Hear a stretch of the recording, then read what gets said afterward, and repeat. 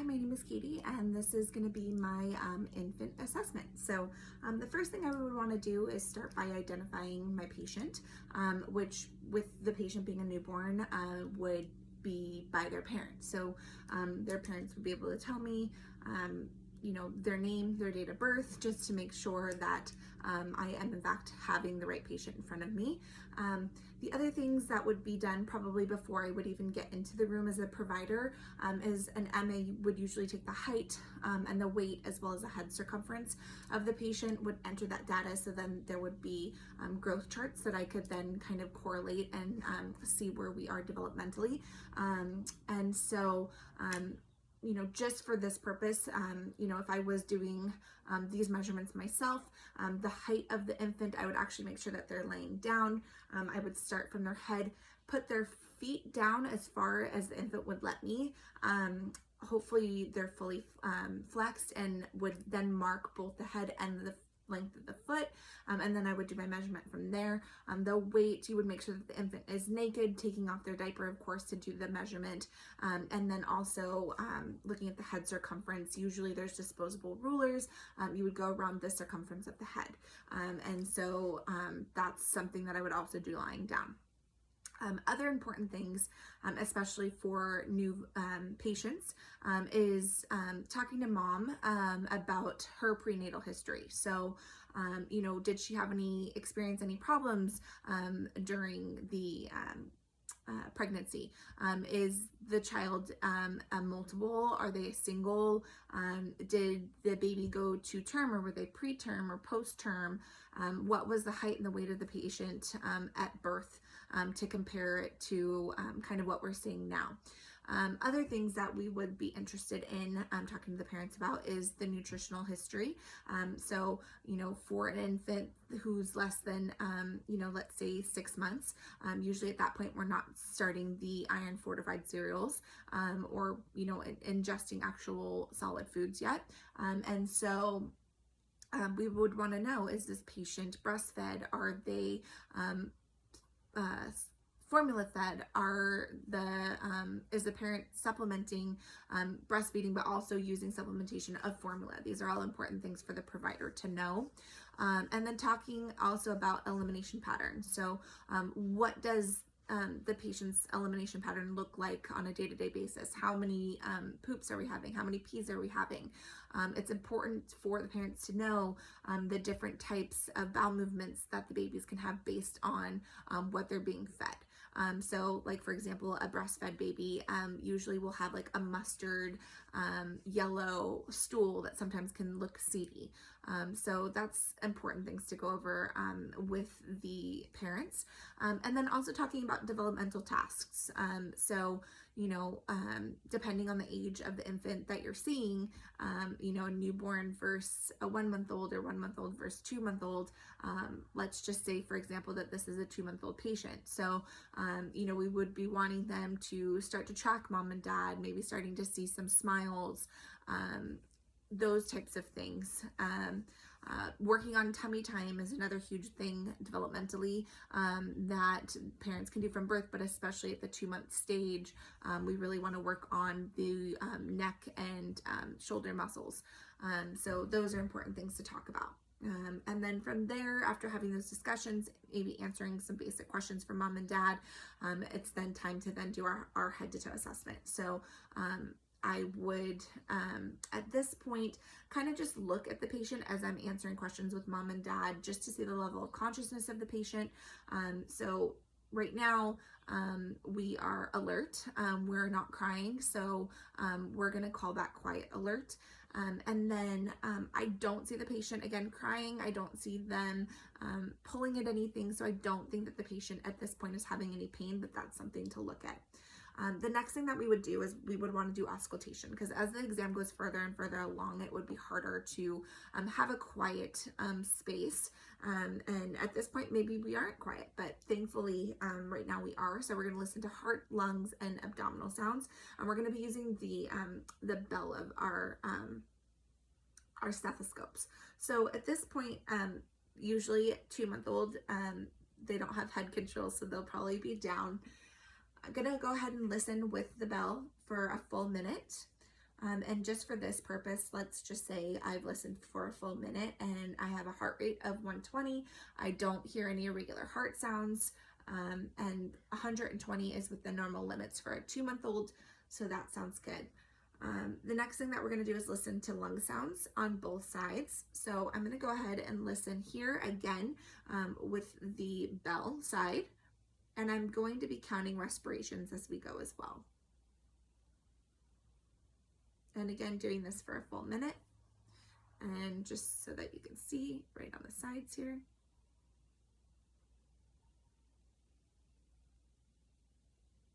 So lungs are clear to auscultation bilaterally, and respiratory rate is 40. So that's what the normal limits for a 2-month-old infant.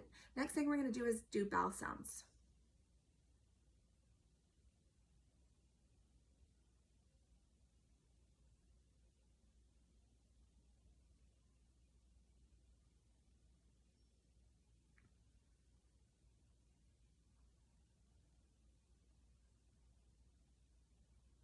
Okay, perfect. So bowel sounds are active in all 4 quadrants, which is great. The next thing we're going to do, I'm going to turn baby just so you can kind of see. We're going to be going head to toe. So the first thing we want to do is look at the sutures. And if we can't see them, we're physically going to feel them, as well as the posterior and anterior fontanelles. So just going to kind of feel here. Feeling for the posterior, which at 2 months, can be closed or it's in the way of closing. The anterior fontanelle usually is open from 12 to 18 months. So we should be able to feel that, kind of giving parents education about that, you know, as we go. Hydration is something, especially with the fontanelles, that we look at. If we see any bulging or we see any sunkenness of the fontanelles, that can speak to the hydration status. So luckily I don't see any of that here, so that looks really good.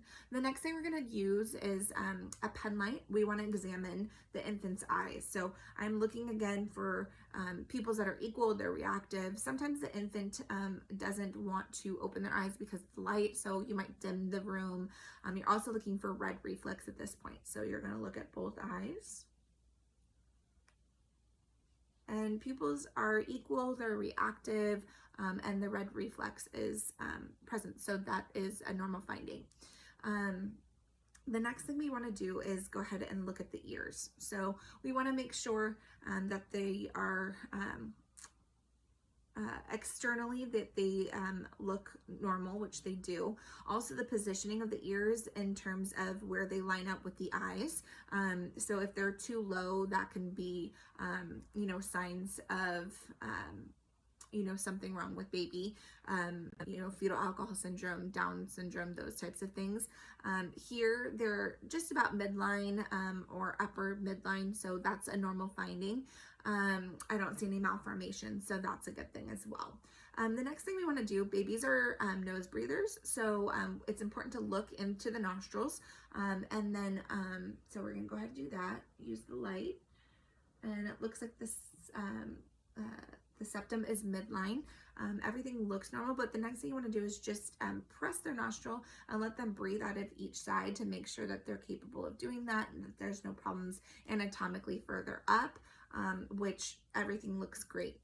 The next thing we're going to do is we're going to go to the mouth. And so what we're looking for here is we're looking for cleft palate. So I'm going to use a finger. I'm going to make sure that I have my finger and my hand gloved, and I'm going to go ahead and put it into baby's mouth. And so I'm checking here for the sucking reflex as well, which baby has, and I don't see any cleft palate,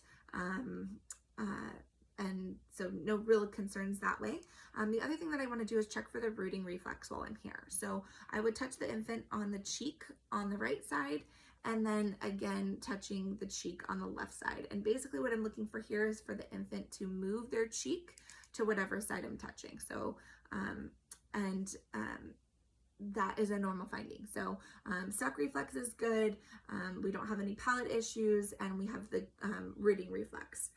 From there, we're just going to go ahead and we're going to visualize the neck and make sure that there's no neck webbing or anything like that. It's good to encourage the parents, especially if they're first-time parents, to make sure that those skin folds get really clean with baths.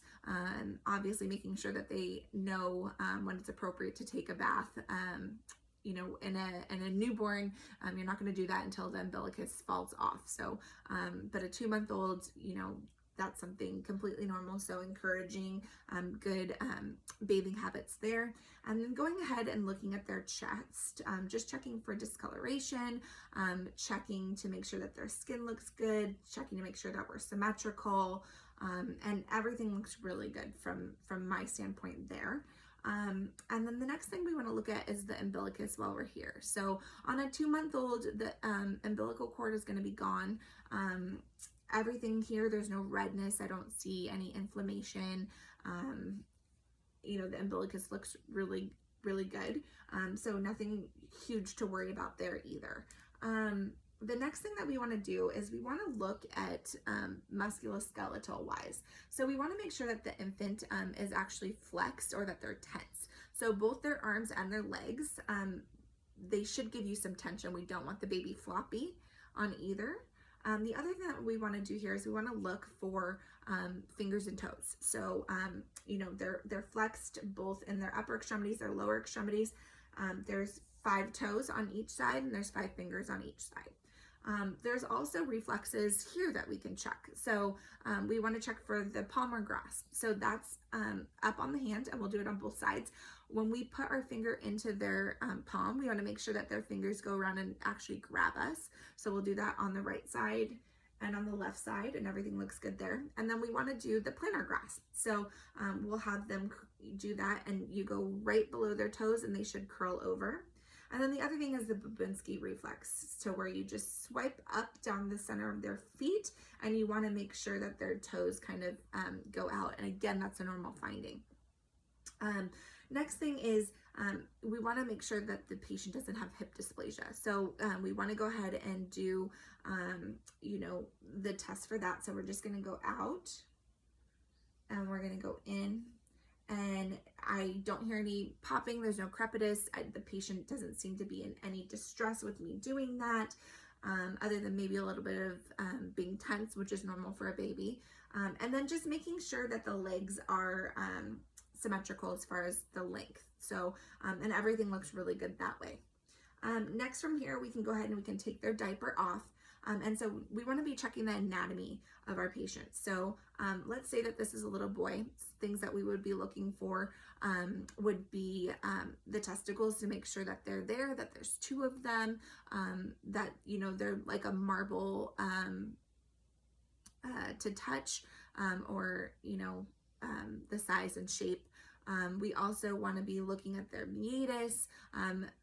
If they are circumcised versus uncircumcised, of course, if they're not circumcised, encouraging the parents to make sure that they are pulling back the foreskin when they're cleaning baby. And we also want to look for their urethra, making sure it's not above or below where it should be, which is a cause for concern, obviously, with hypospadias or epispadias. And then with females, obviously, we want to make sure that there's the labia minora, the labia majora. Sometimes there's like a white substance called smegma. That's completely normal. If we're like a super young newborn, maybe educating them on pseudomenstruation, which is just estrogen that's still cycling in the baby's body from mom.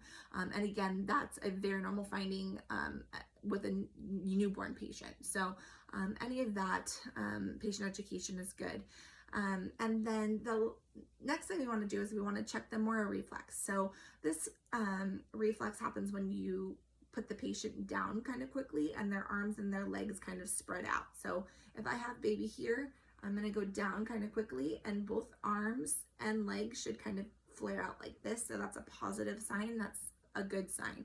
So we're going to go ahead and we're going to turn our patient, supporting their neck, and we're going to look at their spine. We're going to look at the skin on their back.